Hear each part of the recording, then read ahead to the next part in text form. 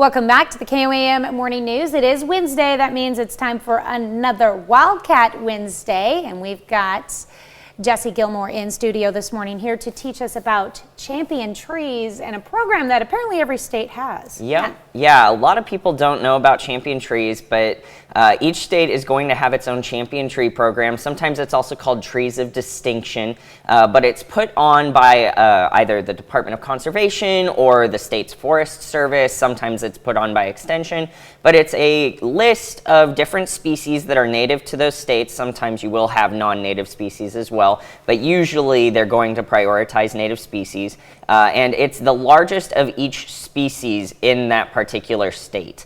For Kansas, it's going to be the Kansas Forest Service. For Arkansas, it's going to be the Arkansas Forest Service. Off the top of my head, I don't remember who manages Oklahoma and Missouri's for Champion Tree programs, but you have a standardized formula that you measure each species for, and then the tree is measured in circumference, in height, and in crown spread, and then they're all compared against each other, and the one with the most points is the current state champion. So how many species are on the Kansas program? On the Kansas program, there's about 140 different species. There's a lot of oaks, a lot of maples.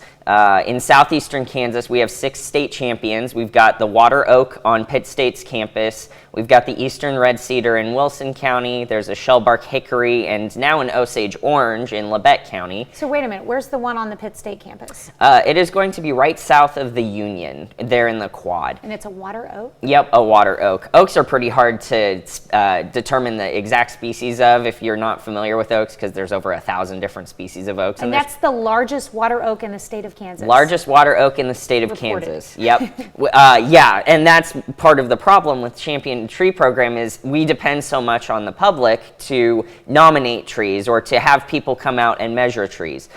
When you're getting an idea of whether or not your tree might be a champion tree, circumference of the trunk is the most important measurement, because each additional inch of circumference is going to be an additional point in the formula.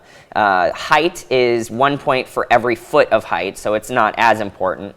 And then crown spread is the average crown spread in 2 different directions, and you divide that by 4. So that's the least important. It doesn't need to be as wide. The size of the trunk is what matters most. But we nominated an Osage orange in Parsons, and it ended up being about 21.5 feet around, 63 feet tall, and had a crown spread of about 84 feet. Oh, wow. So that's a good idea of what you can expect in the Champion Tree program.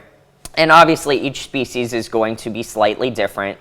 Some species don't get nearly that big, but the list can be found on the Kansas Forest Service's website, and you can compare your species of trees against the state champion to see how your trees kind of stack up. That's really cool. All right, so definitely if you've got a tree that you think should be nominated, and I'm going to go check out this one. I think I know exactly which tree you're talking about, though, this water oak on the Pitt State campus. Yep. That's really cool. All right. Well, thank you so much for joining in. Yeah, no problem. And if anyone wants to nominate, they can just get in touch with their extension office. All right, sounds like a plan. We'll be right back.